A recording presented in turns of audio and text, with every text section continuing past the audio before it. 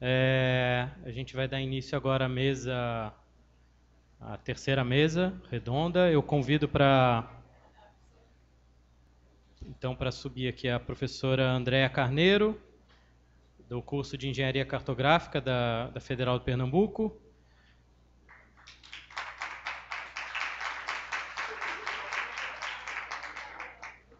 E Juan Doblas, especialista em geoprocessamento do Instituto Socioambiental em Altamira.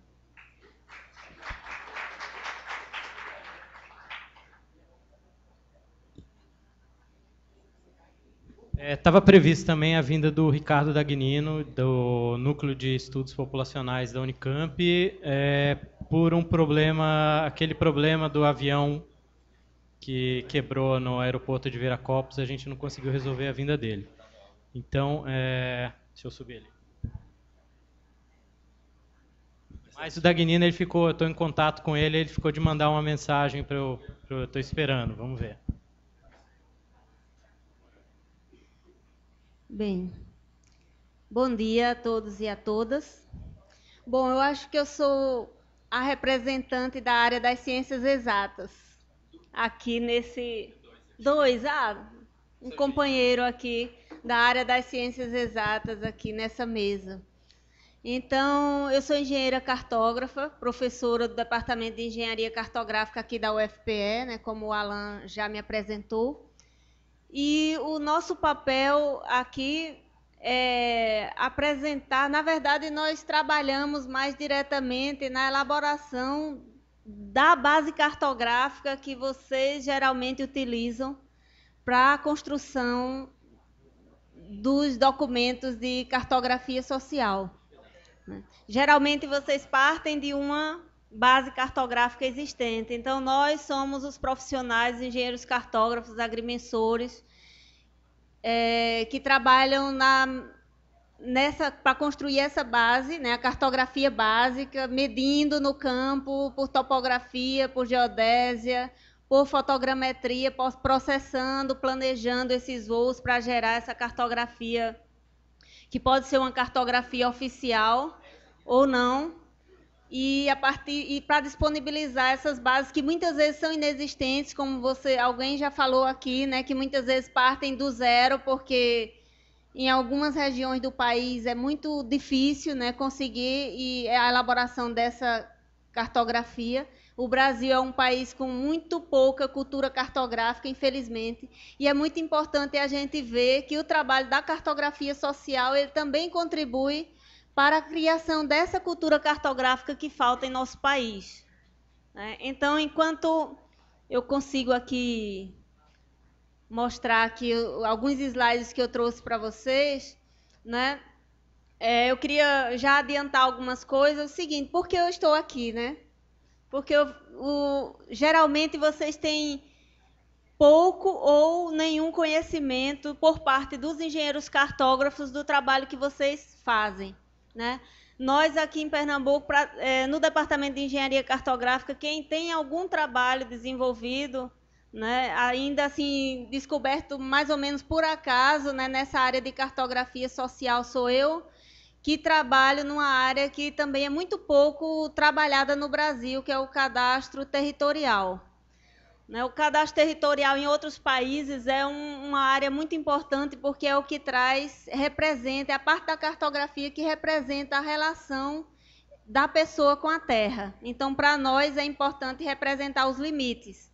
E aí vem a questão do limite ou da fronteira, que eu aprendi ontem, mas nós tratamos do limite, da questão técnica do limite, né? Ou o limite que se vê, o limite físico, ou o limite do documento, né? O limite legal, tão importante aqui que falaram também na sobreposição de limites, que é necessário que se conheça, né, a situação real de sobreposição de limites. Então, a gente trabalha tentando fazer com que no Brasil a gente tenha uma representação detalhada desses limites, mas a situação ainda é muito precária em nosso país, infelizmente. Então, essa área do cadastro territorial é o que está mais próxima dessa relação de pessoa-terra que a cartografia tem trabalhado tão bem, né, no nosso país.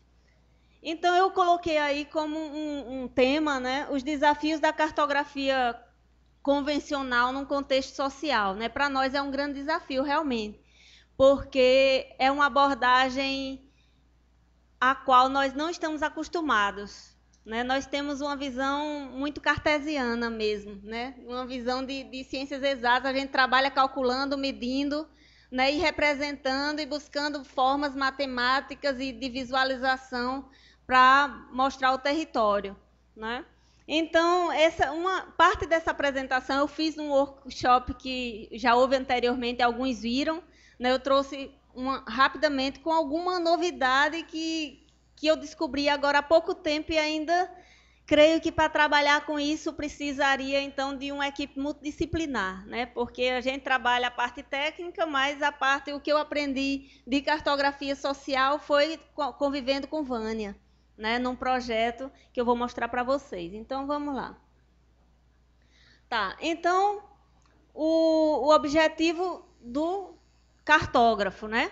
É representar a realidade. Ali tem uma cartógrafa, porque foi uma cartógrafa que fez o desenho, mas tem os cartógrafos também, né?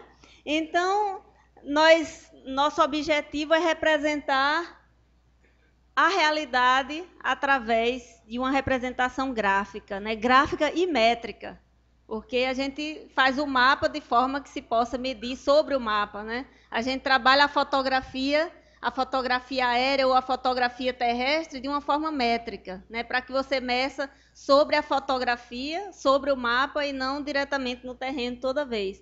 Então, veja que essa já é uma diferença de abordagem, porque nós aprendemos num curso de engenharia cartográfica que o cartógrafo vai interpretar a realidade, né, e vai definir como essa realidade vai ser representada. Né? Na cartografia social, não é o cartógrafo que vai definir o que vai ser representado, e sim a comunidade, né, que vive naquele local.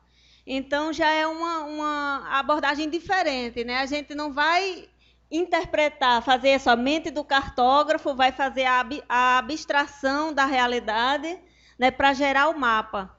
Né? Então, o mapa agora é feito a partir da percepção do usuário. Né? Isso é muito pouco trabalhado no Brasil. Essa questão do mapeamento participativo, nos cursos de engenharia, ele não é visto, não faz parte do componente curricular. Né? Talvez até fosse uma oportunidade, se a gente conseguir um apoio aí de vocês, para a gente colocar no nosso curso uma disciplina eletiva, cartografia social. Acho que seria muito importante para os dois lados, né? Para nós, para a formação do engenheiro cartógrafo e para as pessoas que trabalham com a área social, de humanas. Então, só rapidamente, né, esse processo de produção de mapas, né, essa questão técnica, tão técnica de aquisição, processamento e aquisição dos dados, seja qual for a forma que nós utilizamos para adquirir os dados, e isso vai ter uma consequência lá na escala, né, depende da escala, depende da precisão que nós queremos, nós temos vários métodos. Seja qual for o método, a gente sempre vai passar por uma etapa de processamento e depois de representação cartográfica. De uma maneira geral, né? Tem algumas situações diferentes.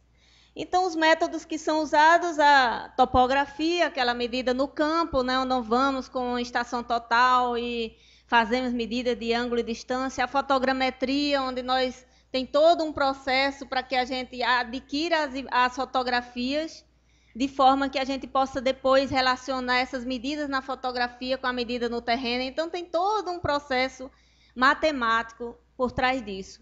A geodésia, que hoje em dia é trabalhada a partir do posicionamento por satélite, né? Então, temos duas formas aí, o posicionamento por satélite, que é não só o GPS, né? A gente chama GNSS, porque existem outros sistemas de posicionamento de satélite, além do GPS. Mas, hoje em dia, mais o posicionamento por satélite, praticamente. Então, é o posicionamento ou o imageamento. Né? Um sistema é aquele que dá as coordenadas só, que é o sistema de posicionamento. E o outro, um sistema diferente, é o que faz as imagens. Né? Um sistema de imageamento, que aí vem o sensoriamento remoto. Então, passando rapidinho, só ilustrando, né, sensoriamento remoto, pode passar. Exemplos de imagem de alta resolução, imagens de baixa resolução, né? Se a gente quer ver uma área maior com menos detalhe, eu uso imagens com pixel maior. Se eu quero ver mais detalhadamente imagens... Aqui a topografia, né?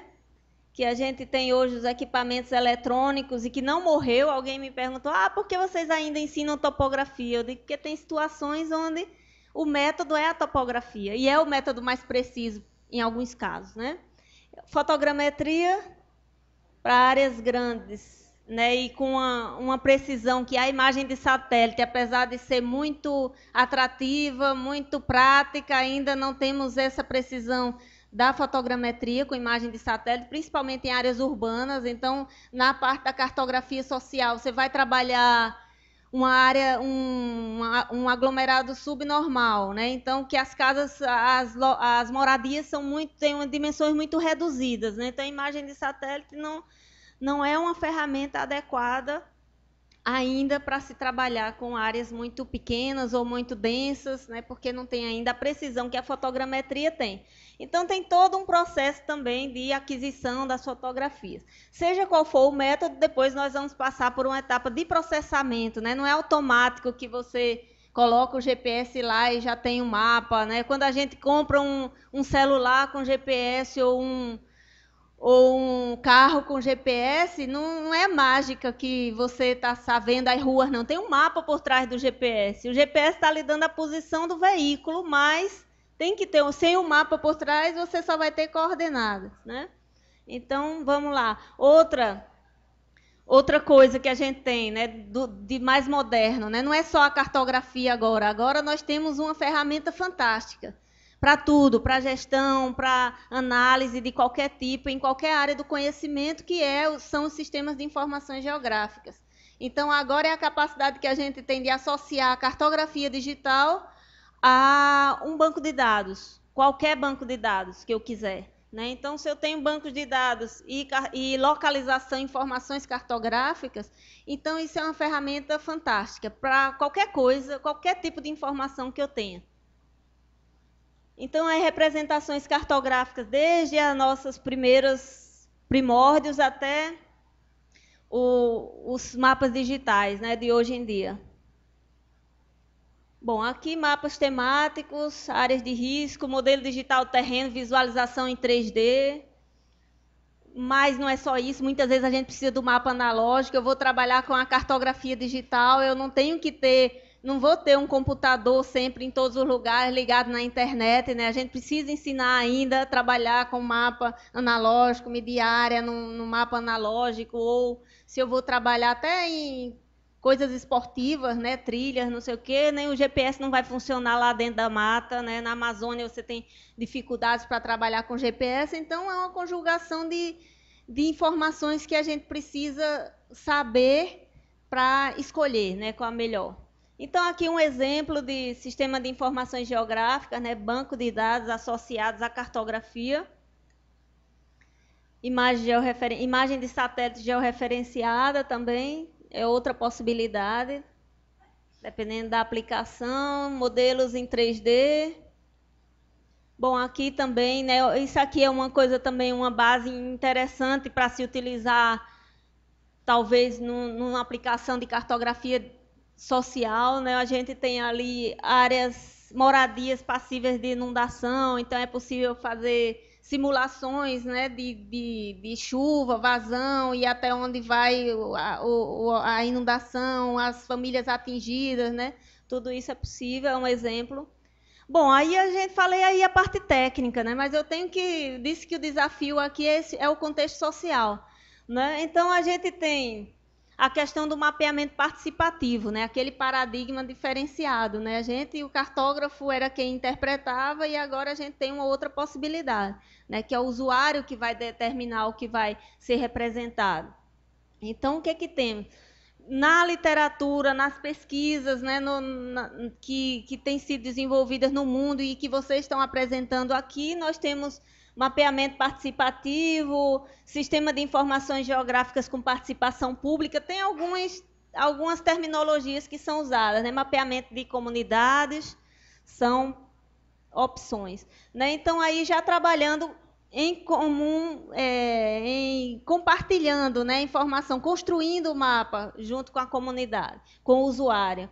Então, vou mostrar aqui aquele exemplo lá de cima, né, um exemplo do estrangeiro, né, de fora, acho que das Filipinas, um mapeamento participativo, criando com a comunidade uma maquete, né, um modelo em 3D. E aqui embaixo eu vou mostrar um exemplo de um trabalho que nós fizemos aqui no estado de Pernambuco e que nós fizemos praticamente por acaso, né, e que foi muito importante isso. Vamos lá.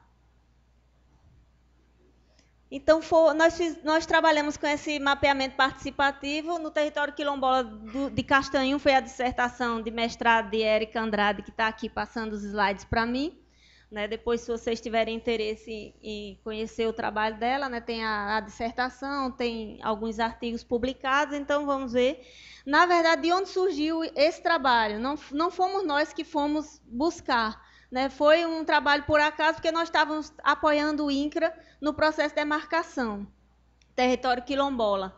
Então, nosso papel era implantar a rede geodésica, trabalhamos junto com Vânia, né? O relatório, eles fizeram o relatório antropológico, definindo os limites, e nós íamos lá no limite determinado, né, pelo relatório antropológico, para fazer as medições. A questão é que quando nós terminamos o mapa e quando a gente trabalhou com a comunidade, a gente viu que eles não entendiam nada daquele mapa.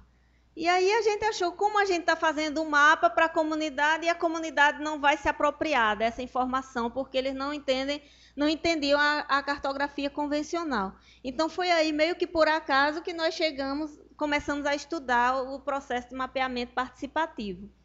Né? Então, como foi feito? Dinâmica de grupos, né, com o reconhecimento do território quilombola nos documentos cartográficos existentes. Então, fizemos aquele trabalho inicial do levantamento da informação que já existia, fotografias aéreas, com esses primeiros documentos aqui que a gente começou a perceber que a comunidade não se reconhecia ou não reconhecia os seus limites naquela documentação. Né? Então, foi feito todo um trabalho, quando nós trazíamos a fotografia aérea, aí sim, né, já se começava a interpretar, né, e a conhecer e a reconhecer o seu trabalho. Né? Então, foram feitas várias oficinas, dinâmicas de grupo. Pode passar. Esse foi o mapa gerado, né, em cima de uma base fotográfica, uma ortofoto, né, que foi gerada. Né, o mapa, todos os símbolos, quer dizer, nós saímos do convencional para o cartógrafo, isso é difícil, né? Porque a gente trabalha, a gente aprende que tem que trabalhar com convenções, e a gente tem que trabalhar com convenções mesmo, porque é um processo de comunicação, nós não podemos sair criando, cada um criando os seus próprios símbolos, porque aí a gente não se entende. Aí que a gente vem aqui com a questão para a cartografia social. Né? É a questão da educação cartográfica, porque mesmo que você trabalhe com a comunidade, como foi esse trabalho aqui. Passa a próxima, Edla. Érica, por favor. Então, mesmo que a gente tenha trabalhado com a comunidade, que eles tenham definido os seus símbolos, que eles tenham definido o que eles gostariam de ver representados no mapa, mas nós também trabalhamos um processo de educação cartográfica para eles compreenderem e entenderem quais são os símbolos convencionais que são utilizados, porque são os símbolos do mapeamento oficial que vai ter. Então, como é que você vai lutar aí na guerra dos mapas se você entende o mapa que você está construindo, mas não entende o mapa que o Estado vai trazer para discutir com você? Né? Então, nós trabalhamos também um processo de educação cartográfica lá. Né? Elaboramos, eles ficaram com o mapa lá, dentro da realidade deles e do que eles consideravam importante. Os símbolos foram criados por eles, né? Depois foram digitalizados, tal, mas todos foram criados por eles. E, passando, por favor. Bom, aí eu não entrei muito no detalhe desse projeto em si, porque eu sabia que o tempo era reduzido e eu tinha que dar uma geral nessa parte técnica. Né? Mas vocês quiserem saber mais algum detalhe, agora na discussão, talvez a Érica pode até pessoalmente já falar. Mas foram feitas oficinas nas escolas, foram trabalhadas com adultos, com jovens, e foi uma coisa muito nova para nós, né? Da área de ciências exatas, assim, que estávamos acostumados a nós fazermos, depois levarmos o mapa pronto. Bom, aí eu estou terminando já com essa área que eu falei, sobre o cadastro territorial, né? Que é essa área que eu trabalho mais especificamente. Deixa eu só completar aqui uma coisinha com relação ao quilombola. Nós primeiro fizemos várias tentativas, né? Fomos aprendendo durante o processo. Então, primeiro nós separamos em grupos de adultos, jovens, crianças. Depois nós vimos que os adultos eles não eram alfabetizados, e não só da questão da educação formal, mas até a inibição deles em se colocarem e acharem que não se sentirem seguros, né, para contribuir ali. Então a segunda estratégia foi a gente misturar os grupos com jovens e adultos. Então, os jovens já contribuíam com a sua experiência, e o adulto com a sua educação mais formal, o adulto com sua experiência do reconhecimento dos limites. Foi uma questão muito interessante. E nas escolas, nós fizemos em algumas séries, né, a parte de ensinar para eles da noção de escala, e eles terminaram como um produto das próprias crianças, né, a maquete do território, né, já com base no levantamento que tinha sido feito, né, da determinação dos limites e dos objetos e dos objetos territoriais que eles decidiram que iam ser representados. Então, eles que decidiram tudo e geraram essa maquete. Então, nós tivemos o mapa, tivemos a maquete, né, o MDT, e o mapa convencional também, porque nós precisávamos dele para o processo de demarcação, que era o trabalho inicial nosso, né? Era implantar os marcos geodésicos do processo de regularização da comunidade, que até hoje eu acho que não foi concluída, né? Nossa parte foi toda concluída, mas aí depois vem a questão legal e outras coisas lá que fogem à nossa alçada, né? Bom, então, aí voltando agora à engenharia cartográfica como um todo, né, onde a gente se aproxima mais da questão social. Então, no cadastro territorial, o papel, esse aqui é uma figura típica, né, assim, que representa assim, todo documento de referência de cadastro, né, representa visualmente qual é o papel do cadastro, né? É representar através de imagens e bancos de dados e documentos a realidade física, né? A realidade física e legal. Então, o que a gente quer, né? O que eu tenho trabalhado aí? Infelizmente, muito poucas pessoas no Brasil trabalham essa questão do cadastro territorial como um cadastro do território completo, como um todo, porque o cadastro no Brasil ele é visto como uma ferramenta de tributação. Então, se é uma ferramenta de tributação, então eu só cadastro o que é tributável. Então, em áreas urbanas, você tem vazios cartográficos, que são as áreas de baixa renda que não são tributáveis, né? Então, você não tem um detalhamento. Toda vez que você precisa fazer um planejamento urbanístico ou uma regularização fundiária, você tem que ir lá medir, porque o cadastro do município geralmente não tem essa informação, porque o cadastro é fiscal, né? E ainda a gente tem uma dificuldade, porque em área urbana é o município, em área rural é o INCRA e a Receita Federal. E aí você começa a confusão, né? O município é um só, o plano diretor é o município que tem que fazer, e ele não tem informação sobre a área rural, né? Então vem essa questão aí, que é o que nós estamos trabalhando com o Ministério das Cidades, no sentido de estabelecer diretrizes para a implantação de cadastros multifinalitários. Então, esse multifinalitário, para ele ser multifinalitário, ele tem que ser completo. Então, do território todo, né? Mesmo que seja só urbano, mas do território todo. Não pode ter vazio de áreas que não são cadastradas, né?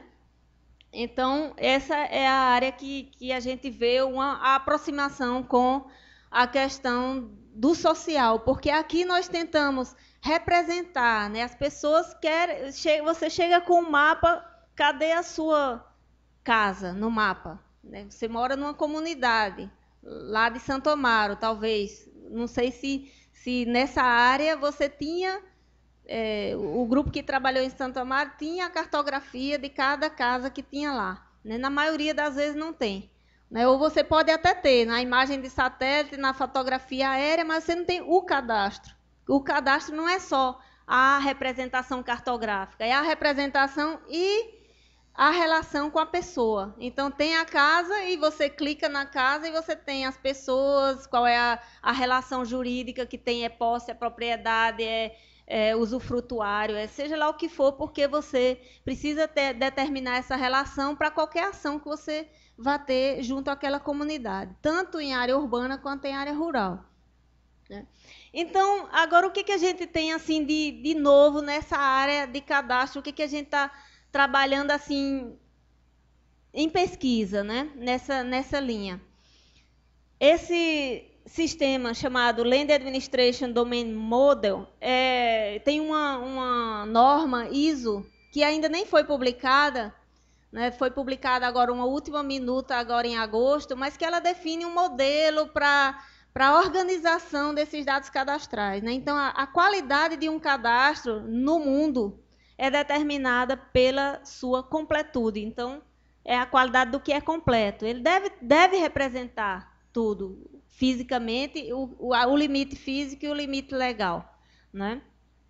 E esse LADM, esse sistema, né, uma modelagem para o cadastro, que nós não temos nenhuma publicação ainda, vai sair, a gente está orientando agora uma dissertação de mestrado que deve ser defendida agora no final do ano, que é a primeira experiência de aplicação desse modelo no Brasil. Né? Em área urbana nós estamos trabalhando, né? Mas já tem um orientando de Cabo Verde, que a gente já está tentando fazer essa modelagem para a República de Cabo Verde também, porque eles pelo menos têm mais diretrizes legais do que nós, em termos de cadastro. Né? Então, estamos trabalhando com esse modelo, né, que você, só para mostrando aí as classes, o que é que se faz com esse modelo, a representação de pessoas, unidades espaciais, né, territoriais, é imóvel, ou é parcela territorial, que nós chamamos, que seria uma unidade com regime jurídico único. Você pode ter um imóvel que tenha várias casas lá dentro, cada casa é ocupada por uma família, né? Ou em áreas de baixa renda você tem organizações completamente diferentes, né? Você tem uma confusão ali entre o que é o público e o privado, né? O que é legalmente público e o que é ocupado, né, pelas famílias. Então, é uma informação que você precisa ter e que você, no Brasil, você geralmente não tem. Né? Isso já a priori. Outro exemplo, né, de consequência do que nós não temos. Área de risco, né? Quando acontece uma emergência, um acidente, qualquer coisa, aí corre. Quantas pessoas foram atingidas ali? Não sei. Na televisão diz um dia 50, outro dia 30, outro dia 80, outro dia 150, porque essa informação não existia antes. E aqui, nessa região nossa, quando foi destruída há 2 anos atrás, né, pelas enchentes, a gente não consegue fazer um mapa de um dia para o outro, não. Principalmente aqui. Faz 1 ano que eu tento um mapa aqui da Mata Norte, por conta das nuvens. Então, não é assim... A imagem de satélite também não é uma mágica, não, que você contrata e compra, tendo dinheiro, compra no outro dia. Não é assim, né? Não tem como fazer, muitas vezes. Né? Então, só que esse modelo aqui é um modelo que foi projetado para o sistema formal. Né? Então, uma pessoa, uma terra, isso não se aplica a muitos casos que a gente está vendo aqui. Né? Sistemas de posse coletiva, né? O tipo quilombola, as áreas indígenas, o quilombola já é diferente do indígena, né? Um é privado, o outro é público, né? Privado da comunidade, o outro é terra pública com o uso dos indígenas. Então, aí não contempla todos os casos. Então, aí foi muito bom, porque eu descobri há pouco tempo. Foi até bom, porque eu vinha para cá e eu digo, oba, já tem uma novidade para levar.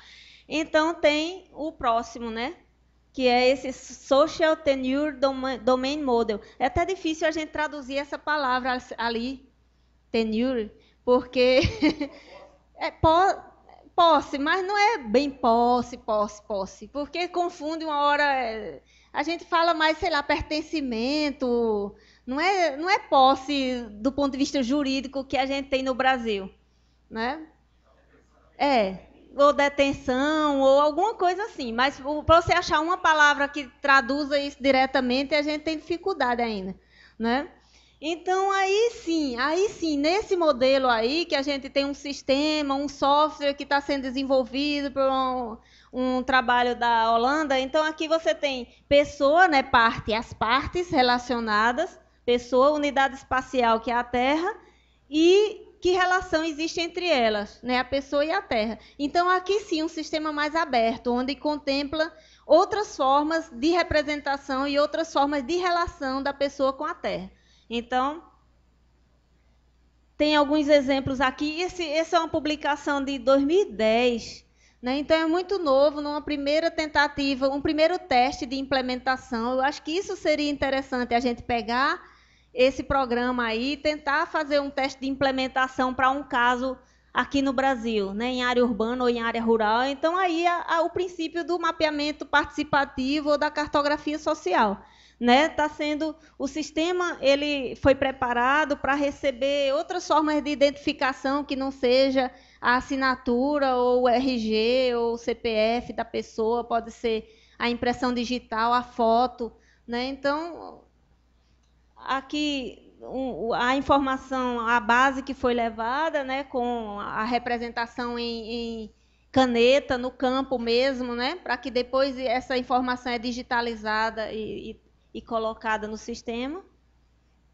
Aqui um exemplo, isso aí é um trabalho que está sendo, um teste, né, que está sendo feito na Etiópia. O teste para a implementação do modelo.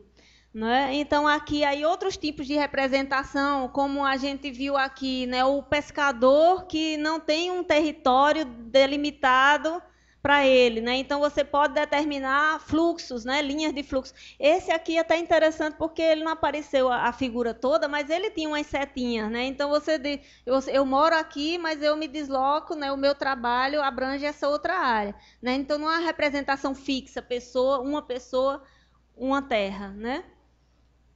Pode passar.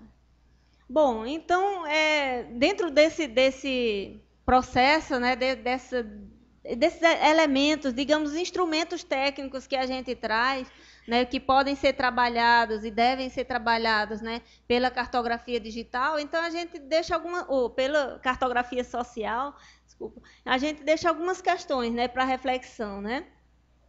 Uma das coisas que a gente viu, né, que quando a gente começou a estudar o mapeamento participativo, é a questão da informação, né, empoderamento ou marginalização, porque seja como for, a questão que foi colocada aqui agora, né, sobre a questão da violência, é um exemplo, ou a questão de, seja com quem você esteja trabalhando, você está trabalhando ou com o líder comunitário, ou com o presidente da associação, que vai ter se ele que está trabalhando ali, que se apropria da informação, se ele vai ter um poder político e marginalizar parte da comunidade, né? Então, alguma coisa nesse sentido.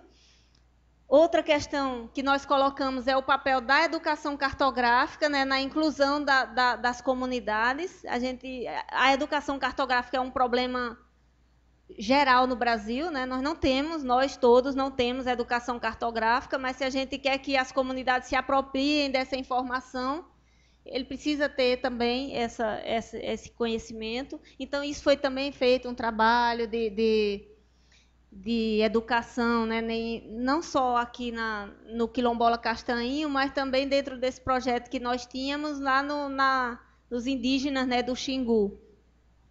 Então, e como utilizar a tecnologia a favor das comunidades, que é uma coisa, utilizar a tecnologia, ou se não tiver a tecnologia, como a gente trabalhar também, né? Porque a gente não pode, como é que se diz, restringir a apropriação da informação à disponibilidade de tecnologia, né? A gente tem que trabalhar em qualquer situação. Né? E considerando também a diversidade de entendimento e de capacitação e de recurso tecnológico que existe. Bom, gente, então é isso que eu trouxe para vocês, uma linguagem diferente do que da que a gente tem ouvido até agora, mas fico à disposição. Obrigado, André. Agora, passar a palavra para o Juan. Ele vai só ajeitar a apresentação dele ali. Eu peço desculpa que no início da mesa eu estava sem o nome da mesa. Deixa eu falar aqui. Técnicas cartográficas e geotecnologia na cartografia social. A ideia é justamente trazer o ponto de vista técnico, né? Uma discussão mais técnica em contraposição à mesa de ontem, que era uma perspectiva mais das humanidades. Juan? Opa, bom dia, pessoal. A minha apresentação vai ser até mais técnica do que a minha colega de mesa, né? Vai ser uma apresentação, eu diria, bem factual e um pouquinho extra-acadêmica, né? Sobre as experiências de mapeamento em curso na Terra do Meio. Vou me apresentar, meu nome é Juan, minha formação é também em ciências, eu tenho entrado no domínio da cartografia através de uma especialização em imagens de satélite, processamento de imagens de satélite, e uma vez que, depois da minha instalação na Amazônia, comecei a trabalhar um pouquinho com mapeamento, cartografia e, finalmente, mapeamento participativo e social. Eu vou apresentar o recorte regional que o ISA, o escritório do Instituto Socioambiental Altamira, trabalha. Bom, isso aqui eu fiz esse mapa para ter também a nossa localização atual, né, lá em Pernambuco. Essa ponta aqui. Deixa eu ver. Opa. Bom, nós estamos aqui. Isso aqui é a Bacia do Xingu. Yep. Bacia do Tapajós.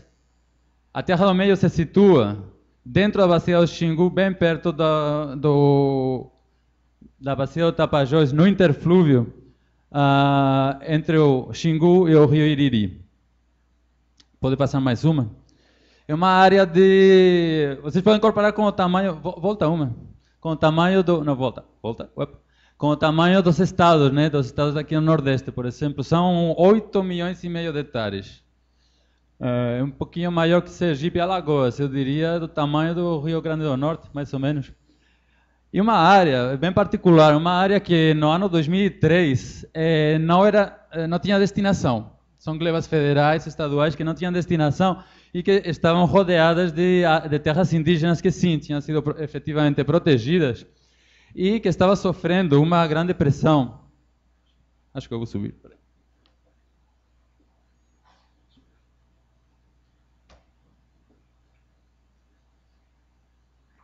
Eu coloquei aqui o desmatamento fornecido pelo sistema PRODES do INPE, que é válido só para a Amazônia, né? Tudo isso aqui está fora do mapeamento. Aqui vocês veem o famoso, né, arco de desmatamento. E a situação em 2003 era de grande pressão sobre essas áreas não protegidas. Essa pressão também era encaminhada pela rodovia BR-63, Santarém-Cuiabá, e pela Transamazônica, de Altamira até Itaituba. O escritório do ISA está em Altamira, nessa área aqui. Nessa situação de pressão, foram feitos trabalhos tanto por ONGs, entre as quais se situa o ISA, e pelo governo federal, o Ministério do Meio Ambiente, na época a ministra era Marina Silva. Teve vários eventos que levaram à criação do mosaico de unidades da Terra do Meio, de unidades de conservação da Terra do Meio e terras indígenas. O ISA trabalha especificamente nas RESECs, tem foco nas RESECs. RESECs Riozinho Anfrício, RESECs do Rio Iriri e RESECs do Rio Xingu. Representa, eu diria, 25% do território total do mosaico. Pode passar mais um. Epa. E nesse mapa vocês veem a localização das populações ribeirinhas, né, que tem uma genealogia eu diria, clássica, né, de populações que vieram daqui do Nordeste, mais do Ceará, para praticar o extrativismo de borracha, e depois disso eles diversificaram as atividades extrativistas. Eles estão atualmente localizados ao longo dos grandes rios, né, uma configuração bastante linear e dispersa. Em relação ao mapeamento, eu vou falar de duas experiências. Tem várias atividades que a gente está realizando lá, mas eu vou falar de uma experiência de cima para baixo, né, que é trabalho com imagens de satélite, que é essa aqui, e as atividades de mapeamento participativo. Desculpe. Apoio ao movimento social foi apoios ao movimento camponês da Volta Grande, que estava sendo expropriado pela Norte Energia de forma abusiva, e fizemos um mapeamento das áreas de floresta dentro dos lotes do pessoal de alguns ramais, né, para qualificar uma ação da Defensoria Pública de Altamira. Isso. Belo Monte. Desculpa. A gente está tanto em Belo Monte e Altamira aqui. E várias outras coisas também. Bom, então vamos falar dessa... Volta uma, Mercedes. Mapeamento e monitoramento de vetores de pressão sobre a terra do meio. Vocês viram que tem uma área relativamente ou aparentemente preservada, né? São 8,5 milhões de área, que parece bastante verdinho nas imagens de satélite. Então a gente queria saber, tem contínuos relatos de moradores indígenas ribeirinhos sobre as pressões que vêm sofrendo. Então a gente quis evidenciar isso com uma linguagem cartográfica formal, utilizando imagens de satélite, né, que dá bastante legitimidade, pelo menos perante o governo federal, instâncias fiscalizadoras, etc. Vamos lá. A ferramenta que nós usamos não foi o ISA que desenvolveu, foi o Amazon, o chamado índice NDFI. Estou sendo extremamente técnico agora, me desculpem, mas é uma coisa bastante interessante. Você pega uma imagem de satélite, faz uma série de operações e consegue enxergar áreas que estão sendo não desmatadas por corte-raso, senão degradadas por exploração seletiva, retirada seletiva de árvores, e também você enxerga bastante bem ramais de exploração, de penetração, né? O que chama de estradas endógenas, né? Algum exemplo, a referência é Souza, né? Carlos Souza Júnior é o pesquisador que desenvolveu esta técnica, né? Vamos lá, passa uma. Isso aqui é uma imagem de satélite da Terra do Meio, verde, parece que está tudo bem. Quando você executa esse índice, você começa a ver ramais e permitem você fazer mapear. Dá para ver um pouquinho? Tem mais dois exemplos, pode passar, Mercedes. Uma área tem uma fazenda, aparentemente, isso aqui é uma terra indígena, isso aqui é uma estação, a estação ecológica Terra do Meio, uso de preservação integral. Você vê que, bom, tem uma fazenda, essa fazenda está sendo usada, está sendo queimada, e fora isso, tem áreas de expansão, tem ramais de expansão, que estão indo para o interior da área protegida, provavelmente para a extração de madeira.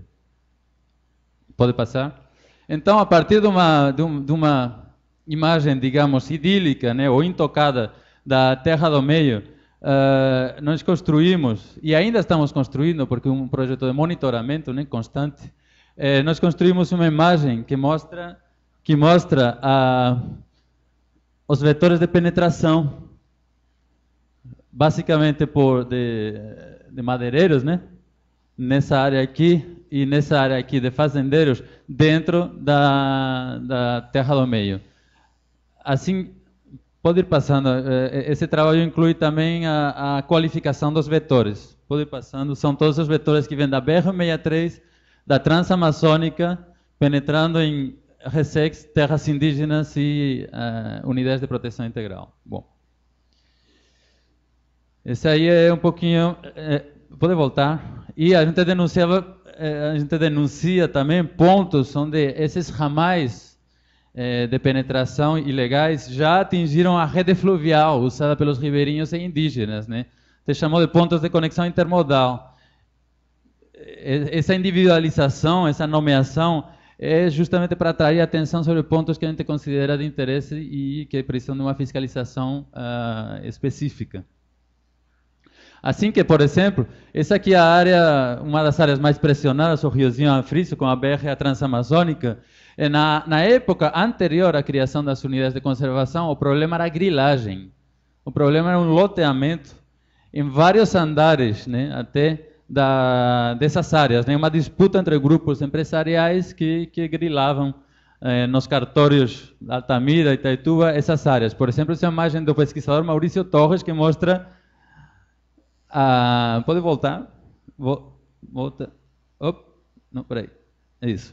Aí vocês veem a intensidade da grilagem. Tem áreas dentro da Resex Riozinho Anfrício que tem 7 andares de grilagem, né? Então o pessoal se mata e se matava, né? Por quê? Porque a destinação por parte da União dessas terras resolveu aparentemente o problema da grilagem. Aparentemente por quê? Porque esses mesmos atores que estavam grilando mudaram de atividade, começaram a tirar madeira. Pode passar? Não sei se dá para ver bem. Aqui uma imagem do Google Earth, do Riozinho do Anfrício e da BR. A imagem satélite mostra uma floresta, digamos, intocada, mas o que você percebe... Não ficou muito bem a imagem, né? Apaga essa luz, por favor.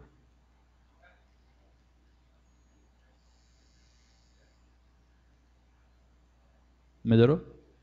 Pouquinho, né?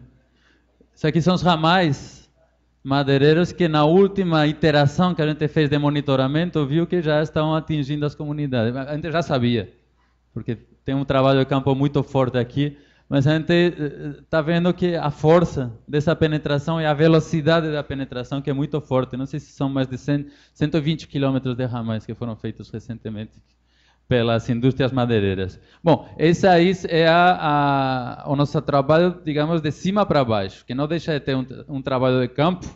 Essas estradas foram percorridas pelas equipes do ISA, mas é mais um trabalho, digamos, clássico, né, de geoprocessamento. O mapeamento participativo realizado pelo ISA nesse ano, agora, surge por uma necessidade, digamos, um defeito de nascença do plano de manejo das unidades, das 3 RESECs. Os processos produtivos, o uso por parte dos ribeirinhos dos recursos das RESECs foi mapeado de forma incompleta. É uma coisa que eu acho que é extremamente frequente, né, na Amazônia e, em geral, em todos os planos de manejo, por uma falta de tempo, por condições climáticas, por condições de navegabilidade dos rios. Você não consegue chegar, durante a execução do plano de manejo, a todos os lugares, né, a todas as áreas de uso.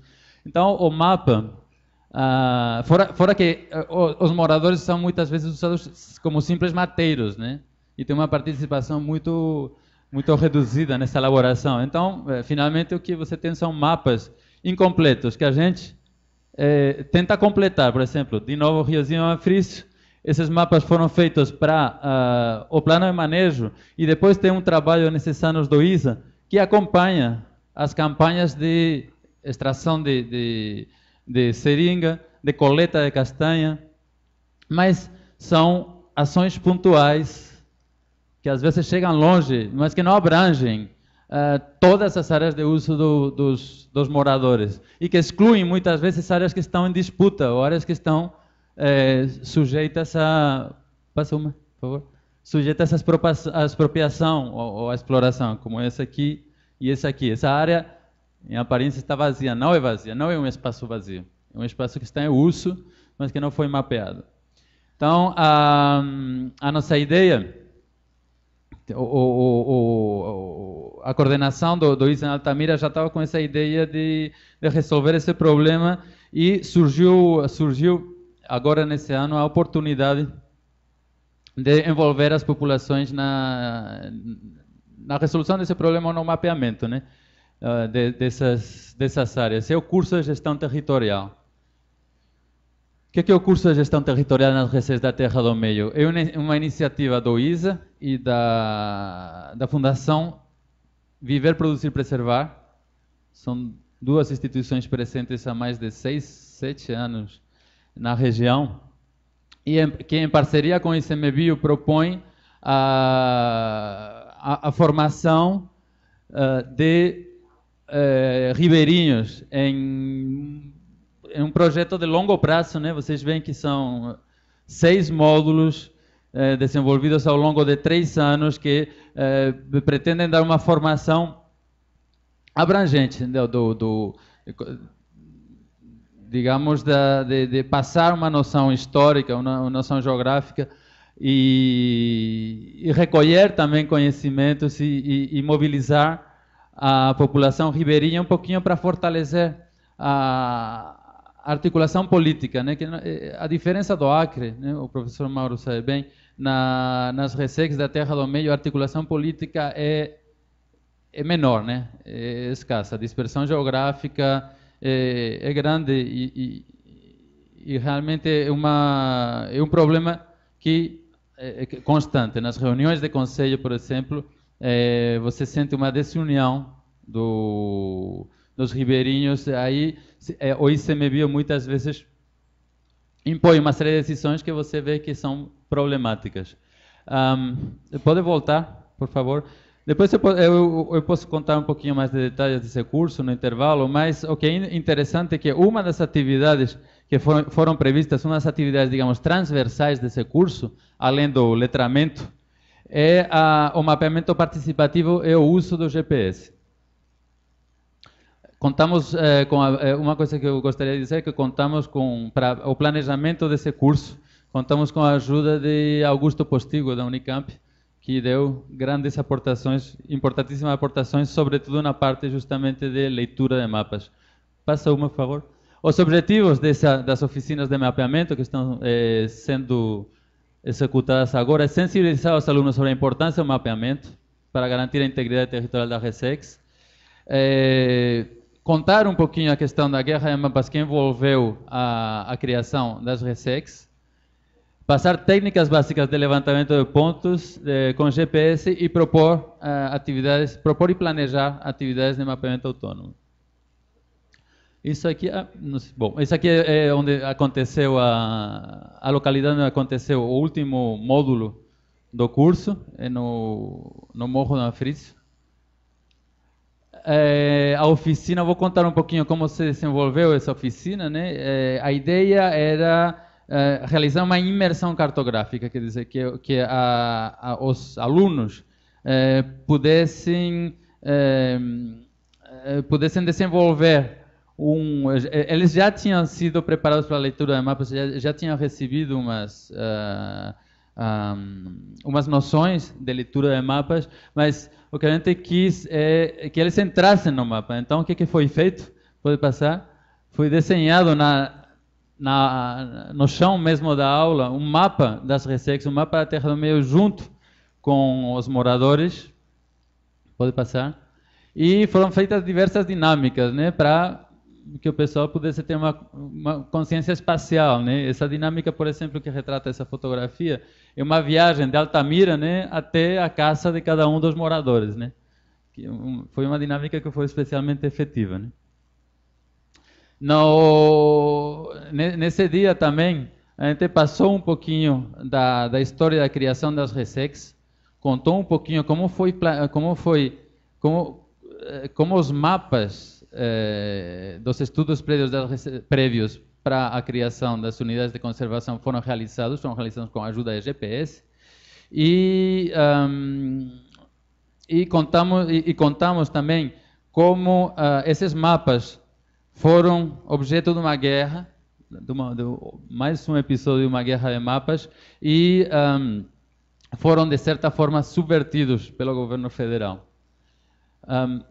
Uma vez feita essa sensibilização, passamos a mostrar como se manuseia um GPS, né? A gente usa uns GPS de uso simplificado. Depois eu posso mostrar. Isso aqui é um momento em que a gente faz uma pequena aula sobre a noção de coordenada, e aqui a gente explica o funcionamento do GPS. No segundo dia, a gente lembra esse funcionamento do GPS, divide os alunos em grupos e pede para eles se dirigir a áreas que estão sendo realizadas atividades de extrativismo e levantar pontos de forma espontânea. No segundo tempo, os GPS são trocados, a gente solicita aos alunos que façam uma caçada aos pontos, que percorram os caminhos realizados pelo outro grupo e tentem adivinhar o que o outro grupo quis mapear. A gente ficou muito surpreso, essas são imagens do pessoal levantando pontos. A gente ficou extremamente surpreso, tanto Augusto quanto eu, primeiro da variedade de objetos que foram mapeados. Não só foram mapeados pé de árvore, foram mapeados passagem de animais, foram mapeados acidentes geográficos. Foi uma informação muito rica que veio. E também o que a gente ficou bem alucinado mesmo foi a efetividade, o acerto dos grupos que foram na caçada dos pontos. Sei lá, de 17 pontos, o pessoal adivinhava 15, 16 pontos. Uma coisa extremamente surpreendente. Vocês veem que o GPS que a gente usa é um pequeno modelo da Garmin, que tem uma antena de alta sensibilidade, então funciona em floresta densa, funciona sem nenhum problema, é de forma rápida. A bateria dura, é de vida prolongada e é extremamente robusto. Então a gente ficou bastante satisfeito com o aparelho. Pode passar. E depois, num terceiro tempo, na verdade, na aula, a gente colocou ao vivo, usando o software QuantumGIS, os pontos que foram levantados. A gente mostrou e teve uma participação espontânea de vários alunos mostrando áreas que poderiam ter sido completadas. Digamos que nesse momento de imersão cartográfica que os alunos estavam, a compreensão do mapa foi, digamos, imediata, né? Que tem essa dificuldade, né, de colocar o mapa no chão, o pessoal entende, coloca na parede, o pessoal se perde. Não aconteceu justamente por esse momento que a gente estava de imersão. Os usos que foram levantados quando questionados pelos moradores para o GPS foram esses aqui. Praticamente todos se referem a atividades de extrativismo, mas tem alguns itens interessantes. Por exemplo, a gente pode usar o GPS para levantar preocupações. Provavelmente estão se referindo a invasões, né? Porque a gente estando lá, muitas vezes recebe denúncias, né? Eu vi uma picada aqui, não sei quem que fez. Eu vi um acampamento aqui, não sei de quem que é. Então, imediatamente eles pensaram que o GPS poderia ajudar na qualificação dessas denúncias, né? Distância entre lugares também foi levantado. Pedra molar, nem sabia que tivesse pedra molar na Receita. Parece que tem, e tem um pessoal que foi lá marcar o ponto. E pesca, né? Domínios de pesca também foram. Agora, nesse instante, voltando para Altamira, eu vou para o campo para pegar essas informações de GPS. Volta. Agora estão sendo realizadas atividades de mapeamento de forma autônoma nesses pontos, pelo que eu sei. A gente deixou os GPS e o pessoal está mapeando. Pode passar? Isso aí é um momento em que o pessoal estava elencando, né, usos para o GPS. E em relação justamente à temática da mesa, né, qual foram as questões técnicas, as escolhas técnicas que a gente fez para essas oficinas, teve uma grande dúvida, uma proposta, na verdade, que foi uma proposta do Amazon, de usar o sistema ODK. Alguém ouviu falar do sistema ODK? É um sistema que funciona com celulares Android, né? Esses celulares que agora praticamente todo mundo tem, que tem GPS. Então, é um sistema que permite, né? Tem um formulário que você preenche. O que você está vendo? Está vendo um passarinho? Está vendo alguma coisa e tal? Você marca o ponto e envia. E aí você envia para a Google. E aí o Google faz um mapinha e tal. A gente achou legal inicialmente, depois achou que era meio encaixotado o negócio, né? Esse negócio do formulário fica meio esquisito, né? E também que o GPS não pega na floresta. O GPS desses celulares aqui é bem difícil de pegar, demora muito. E sobretudo, não é um negócio robusto, né? Tipo, 2 semanas coletando castanha, não aguenta. Então, a opção foi para um GPS de navegação da Garmin, né? O iTrex 10, é mais barato até que um celular. É baratinho, aguenta o tranco, aguenta a água, aguenta a batida, aguenta tudo. E o pessoal usa como se fosse um celular. Então, não teve nenhuma dificuldade. Gente, todos os ribeirinhos já manusearam um celular. Todos. Então, tu explica o funcionamento. Tem que pegar sinal, é um celular. Tem que apertar aqui, é um celular. Quer dizer, passar o uso do GPS atualmente é bem simples, devido à ubiquidade da tecnologia, né, que chega até as Resex. Depois eu posso até dar detalhes do modelo e tal. E em relação a software, né, a gente acredita que o QuantumGIS dá conta do recado. É um software livre que está sendo constantemente atualizado, que nas últimas versões, né, a última versão é 1.8, funciona muito bem, permite fazer mapas de forma imediata e... Eu estou com o meu GPS aqui, eu poderia até mostrar como que faz. É um pendrive, gente. Você pluga, arrasta o arquivo para dentro do QuantumGIS e o mapa está feito. Sem ceticismo. Quero uma demonstração? Eu faço a demonstração. Não estou vendendo o QuantumGIS, mas... Quer que eu faça? Eu faço. Tem tempo?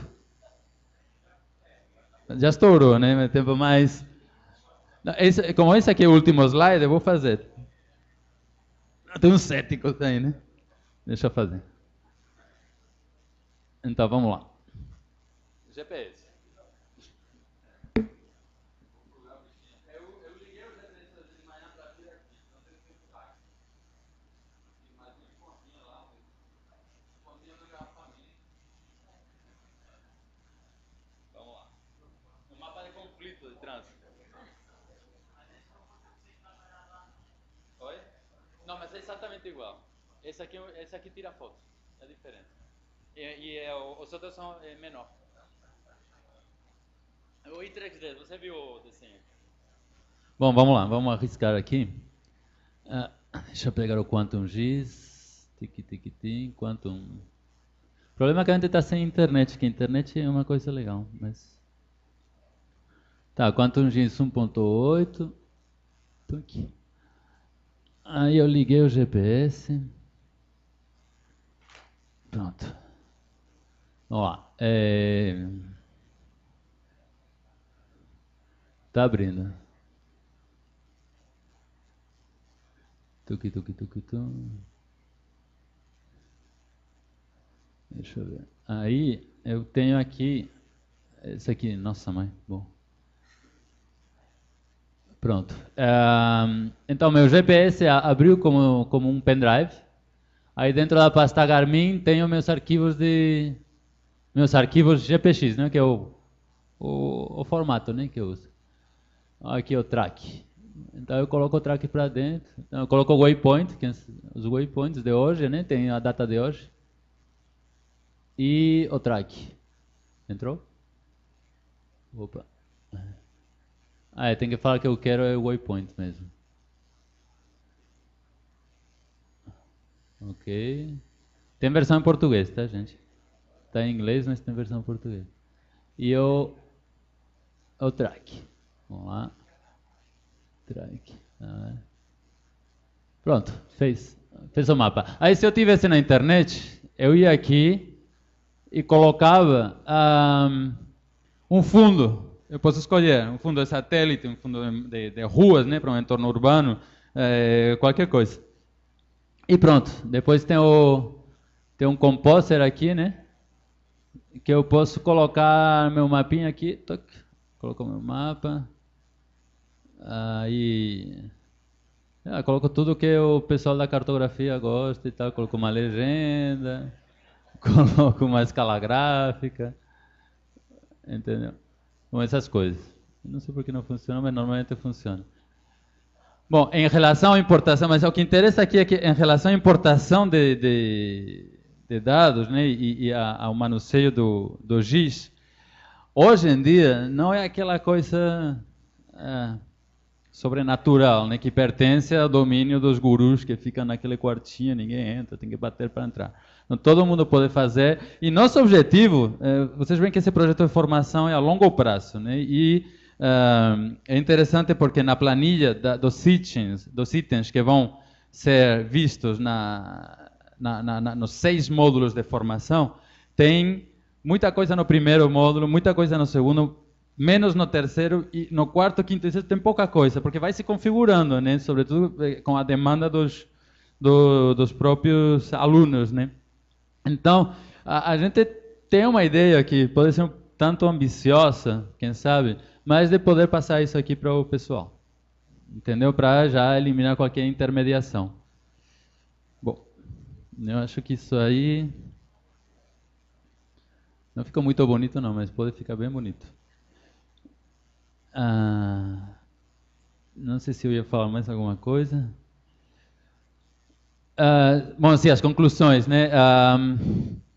Umas conclusões que interessantes é que o grau de alfabetização não é determinante no desempenho do aluno, nem na aula, nem em campo. Agora eu acabei de receber um e-mail, parece que um dos alunos está mapeando e ele é analfabeto funcional. Ele sabe escrever os números, então ele faz o quê? Ele escreve um número e desenha uma árvore, uma folha, um rio. Então é super legal, E esse aluno justamente era uma das pessoas mais atuantes durante o curso, vocês viram a foto dele. E outra questão é o planejamento das atividades, não entre módulos, né? Que é o espaço o espaço de tempo, que são 2, 3 meses, entre os módulos do curso. A gente tentou deixar os alunos fazer um mapeamento de forma completamente espontânea. Não dá certo. Por quê? Porque o rio é gigantesco, porque o rio está seco. Então os GPS têm ficado muito em localidades específicas, não tem fluído muito. Bom, isso aí é um problema de planejamento nosso. E os jovens, né, se mostram extremamente entusiastas com essa questão da cartografia, absorvem como esponjas o conhecimento, sobretudo em relação aos aparelhos, né? E pronto, é isso aí. Esse é meu e-mail para qualquer coisa. Obrigado.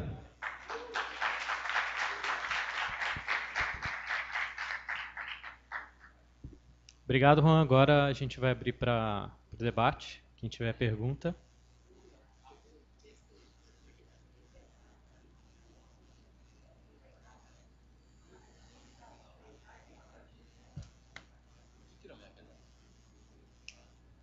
O pessoal que tiver interesse em fazer alguma pergunta, esse é o momento.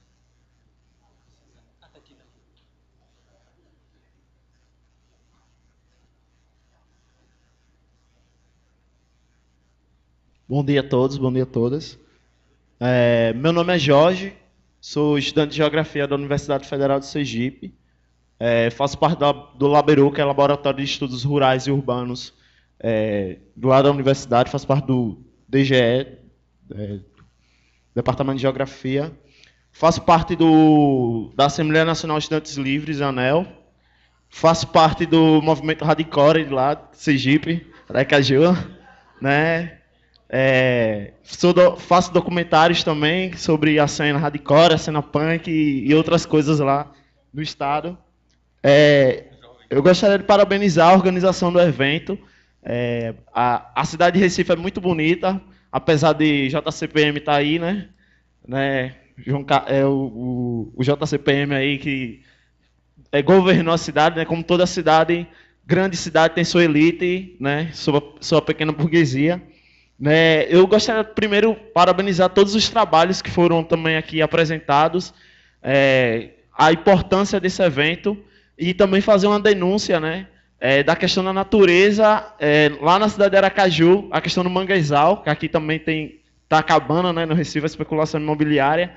Que lá em Aracaju, um catador foi preso porque não tem R$7.000 para pagar a multa, que ele foi catar o peixe para sustentar a família dele, ele está preso, já está na penitenciária, né? A gente está tentando fazer um movimento lá juntando alguns advogados para fazer o recurso, né? e enquanto a especulação imobiliária está destruindo os manguezais de Aracaju, né? Dentro desse contexto do Estado burguês moderno colonial, né, a gente vê, com a apresentação do professor, a expansão do agronegócio no Brasil, né? No discurso da excelentíssima presidenta Dilma, a Dama de Ferro, né? Ela chegou e o discurso dela, no 7 de setembro, não foi para o povo brasileiro, foi para as grandes empresas internacionais, as multinacionais, que estão gerando todo o fluxo de capital, informação, comércio e as estradas para o agronegócio brasileiro, né? A bandeira brasileira ela não defende, como a gente sabe, né? Não é de interesse, como as outras mesas apresentaram aqui, não representa os índios, não representa o negro, não representa os pobres desse país. A gente sabe disso, né? E apesar de ser o PT, o vermelho está, o neoliberalismo está vestido de vermelho nesse país, né? A gente sabe disso, né? E a gente vê nessas mesas as caças das tradições, né? As tradições elas estão sendo caçadas, como já foram exterminadas e ainda querem exterminar ainda mais ainda. Tem a ideologia de acabar, vamos acabar com esse povo, né? Como diz Lacoste, né? Que a geografia antes serve tudo para guerra, né? E os mapas são instrumentos que servem para guerra. Foram colocados aqui alguns mapas e os mapas eles têm que ter um interesse. Não deve ser tudo, nem tudo deve ser mostrado no mapa. O que é que deve ser mostrado? Aquilo que a comunidade quer mostrar. Não aquilo que a gente pode impor enquanto pesquisador e sem a participação coletiva que vai levar, né? Isso aí. Lembrando que, né, também dentro desse contexto da guerra, né, a gente vive uma guerra civil brasileira. A gente vive numa guerra civil e que essa única coisa que não tem diferenciada é que não está registrada no cartório, né? Que a gente vive numa guerra civil. Né? E eu gostaria de só pontuar algumas coisas que o professor colocou da questão das terras que são terras que não são ocupadas, né? São terras devolutas. Terra devoluta é terra do Estado é terra do povo, né? É isso que eu queria colocar. E a questão de parabenizar também a questão, como Milton Santos também coloca, da revolução informacional, né? Você dividir a tecnologia, né? A gente não por a gente vai fazer a revolução, vou chegar e vou quebrar o computador, e sim vou dividir isso. Parabenizar mesmo pelo evento, pelo projeto. É isso aí.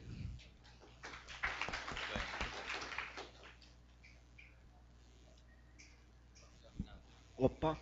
Bom, meu nome é Francisco, eu sou lá da Unicamp, faço parte também do LATA, Laboratório de Antropologia e Territorialidades, como o professor Mauro falou. E eu queria fazer uma pergunta, aproveitando justamente que foi aberta essa questão de um debate mais técnico, né? A respeito, fazendo uma ligação com um assunto que foi tratado ontem, a questão do software livre, que eu queria pedir se vocês pudessem fazer um panorama de quais são as opções que a gente tem para usar de software livre, tanto para coleta de dados quanto para o tratamento, e se a professora pudesse falar dentro da engenharia cartográfica, se há uma discussão a respeito disso, que tipo de discussão é essa? Então, era isso que eu queria colocar, uma coisa pontual. Se você também quiser falar, que eu sei que você pesquisa, já deu uma... não, depois eu falo alguma coisa. Não.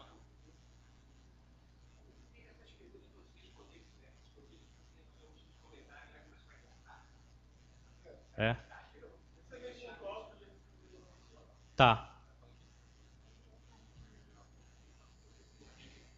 Em relação a software livre, então, nossa opção foi QuantumGIS. Existem outras opções, existem opções desenvolvidas aqui no Brasil. QuantumGIS tem uma vantagem, tem uma comunidade muito grande de usuários e recebe atualizações a cada 6 meses, se não me engano. Tem uma convenção de usuários, essas festas de nerds, né, que eles codificam que nem malucos, tá, bebendo Coca-Cola. E é interessantíssimo, né? Cada nova iteração você tem coisas muito interessantes, né? Um dos grandes problemas do QuantumGIS era que não conseguia fazer mapas formais com uma um layout bom e tal, e esse novo Composer, tipo, acho que resolve essa questão. Tem algumas outras questões mais técnicas, mas eu acho, como eu falei, que o Quantum GIS seria a melhor opção atual, a opção para fortalecer, eu diria, ao nível da academia. Tem, historicamente, o software livre mais usado era o GRASS, se não me engano. O GRASS é primo do Quantum. Você pode acoplar o GRASS no Quantum e fazer umas coisas realmente extremamente técnicas em relação à análise espacial, em relação a geoprocessamento. Em relação à aquisição de dados em campo, o ODK, Open Data Kit, da Google, apesar de que a gente não escolheu essa solução, né, escolheu o GPS de navegação convencional, pode vir a ser uma opção baseada em duas coisas, né, no avanço do hardware, né, dos celulares baseados em Android, e no avanço do próprio sistema operacional Android, né, que cada vez mais ubíquo e cada vez mais depurado no sentido de usabilidade. Eu acho que o ODK pode vir a ser uma opção. Faltam celulares mais robustos, mais baratos e com maior sensibilidade. Responda a pergunta.